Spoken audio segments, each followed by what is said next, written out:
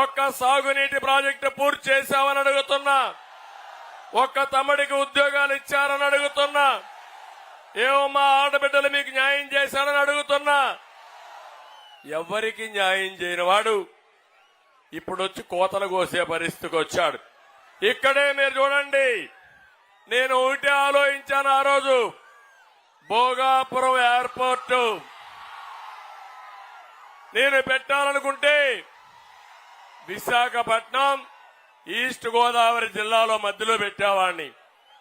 నాకు ఉత్తరాంధ్ర మీద ప్రేమ కాబట్టి భోగాపురంలో పెడితే ఇక్కడి నుంచి ఉత్తరాంధ్రకి గేట్వే అవుతుంది, పరిశ్రమలు వస్తాయి, మీకు ఉపాధి వస్తుందనే ఉద్దేశంతోనే ఆ రోజు భోగాపురం తీసుకొచ్చాం. నేను అడుగుతున్నా, ఈరోజు నేనుంటే ఈ పాటికి భోగాపురం వచ్చేదా లేదా తమ్ముళ్ళు అని అడుగుతున్నా. వచ్చిందా అని నేను అడుగుతున్నా. 2750 ఎకరాలతో నేను ఆ రోజు ల్యాండ్ అక్విజిషన్ చేశాను, ఫౌండేషన్ వేశాను. ఈ సైకో జగన్ ఎక్కడన్నా పూర్తి చేస్తే, నేను గాని ఓపెన్ చేస్తే మళ్ళా దానికి రీఓపెన్ చేస్తాడు. నేను ఫౌండేషన్ వేస్తే మళ్ళా ఫౌండేషన్ వేస్తాడు తప్ప పని మాత్రం పూర్తి చేయలేదు. నేనుంటే 2021కి అయి ఉండేది. ఇప్పుడు హామీ ఇస్తున్నా, మీ నియోజకవర్గంలో ఇంటర్నేషనల్ ఎయిర్పోర్టు 2025కంతా పూర్తి చేసి ఈ ప్రాంత అభివృద్ధికి నేను దోహదం చేస్తానని మీ అందరికీ హామీ ఇస్తున్నా. ఒక ఎయిర్పోర్ట్ వస్తే పరిశ్రమలు వస్తాయి, పరిశ్రమలు వస్తే పిల్లలకు ఉద్యోగాలు వస్తాయి. ఇరిగేషన్ ప్రాజెక్టులు మీరు గుర్తుపెట్టుకోవాలి. ఉత్తరాంధ్ర సుజల స్రవంతి వస్తే ఈ ఉత్తరాంధ్ర అంతా కూడా సస్యశ్యామలం అవుతుంది.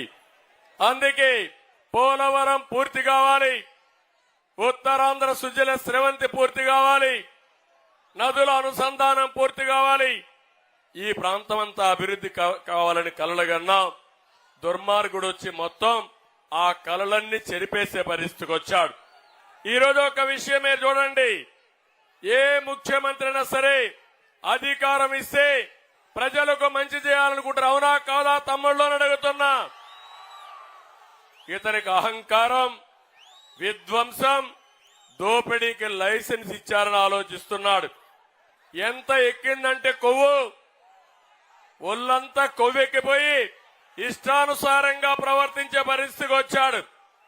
అంటే ప్రతి ఒక్కరూ ఆయన కింద బానిసలుగా బతకాలి. ఈరోజు నేను ఒకటి అడుగుతున్నా మిమ్మల్ని, పవర్ స్టార్ పవన్ కళ్యాణ్ గారు ఈ రాష్ట్ర ప్రయోజనాల కోసం వచ్చిన వ్యక్తి. సినిమాలో యాక్ట్ చేసుకుంటే జల్సాగా హీరోగా విలాసవంతంగా ఉండే అవకాశాలున్నాయి, అవునా కాదా అని అడుగుతున్నా మిమ్మల్ని. ప్రజల కోసం వచ్చిన వ్యక్తి పవన్ కళ్యాణ్, అవునా కాదా అని అడుగుతున్నా. జగన్, నీకు పవన్ కళ్యాణ్కి పోలుకుందా జగన్ అని అడుగుతున్నా. తండ్రిని అడ్డం పెట్టుకొని అవినీతి చేసి జైలుకు పోయి వచ్చిన వ్యక్తి నువ్వు. ప్రజల కోసం నిస్వార్థంగా రోడ్డెక్కి నువ్వు తిట్టిన బుల్లెట్ మారిగా ముందుకు పోతాను గాని ఎన్నికి తిరిగి చూడనని మీకోసం పనిచేస్తున్న వ్యక్తి పవన్ కళ్యాణ్ గారు అని చెప్పి నేను మీకు తెలియజేస్తున్నా. మీరు చూశారు, పవన్ కళ్యాణ్ గారు జగన్ దగ్గర తిట్టించుకోవాలన్న తమ్ముళ్ళు. 44 సంవత్సరాల అనుభవం ఉండే నేను ఈ సైకో దగ్గర తిట్టించుకోవాలని అడుగుతున్నా. ఇతను ఒక అహంకారి, విధ్వంసకారుడు, దోపిడీదారుడు. అడ్డం వస్తే ఎవరిని వదిలిపెట్టాడు. కానీ మేమిద్దరం మాత్రం ఇతన్ని చిత్తుగా ఓడించి ఆ పార్టీని భూస్థాపితం చేసే వరకు వదిలిపెట్టవని ఈ నెల్లిమర్ల సభలో శపథం చేస్తున్నానని చెప్పి కూడా నేను మీకు తెలియజేస్తున్నా. ఇంకో పక్క ఒక మాట అంటున్నాడు, అందరూ కలిసి వస్తున్నారు, నేను ఏకైకగా వస్తున్నా, నేను సింహలాగా వస్తున్నానని. కానీ తమ్ముళ్ళు అహంకారంతో వస్తున్నావు, అవినీతి డబ్బులతో వస్తున్నావు, ఇంకో పక్క బందిపోటుగా తయారయ్యావు, ఎక్కడికక్కడ దోపిడీ చేస్తున్నావు. నీలాంటి బందిపోట్లని అంతం చేయాలంటే ప్రజలందరూ ఒకటి కావాలనా లేదా తమ్ముళ్ళు అని అడుగుతున్నా. మంచి వాళ్ళందరూ ఒకటి కావాలనా లేదా అని మిమ్మల్ని అడుగుతున్నా. అలాంటి బందిపోటుని ఈ రాష్ట్రం నుంచి తరిమి కొట్టడానికి మీరు సిద్ధమా అని మిమ్మల్ని అడుగుతున్నా. సిద్ధమైతే గట్టిగా చప్పట్లు కూడా చెప్పండి, మేము సిద్ధమని.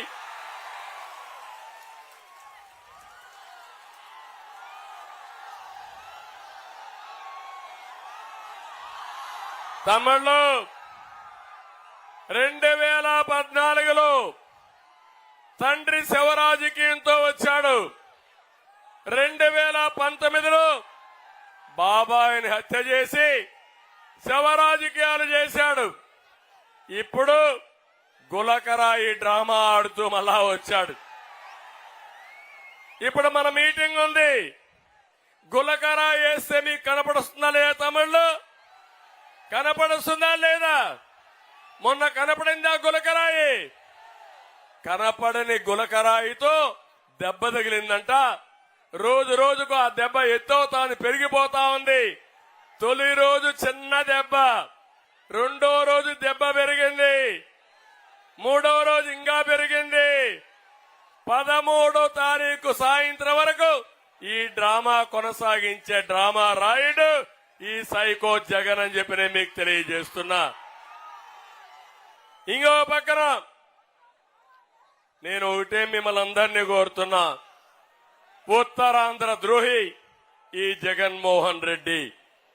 నేను ఏం చేశాడో చెప్పకుండా నేను అడుగుతున్నా. ఇడుపలపాయలో ప్రారంభించావు నీ యాత్ర. తండ్రి సమాధి దగ్గర నుంచే ప్రారంభించావు. 23 రోజులు 24 రోజులు తిరిగావు.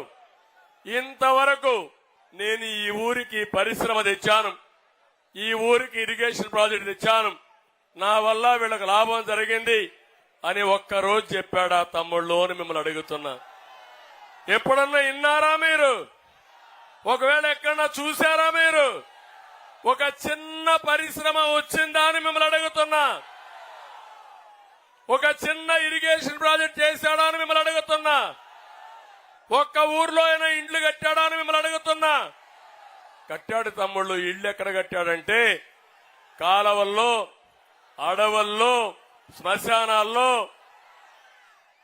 ఇండ్లు కట్టాడు.